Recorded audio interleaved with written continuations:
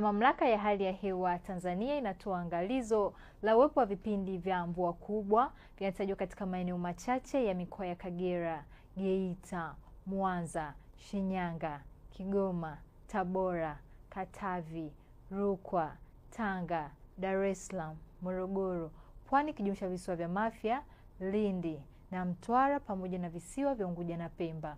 Hivyo wakazi wa maeneo hayo hatua stahiki ni vema kuchukuliwa.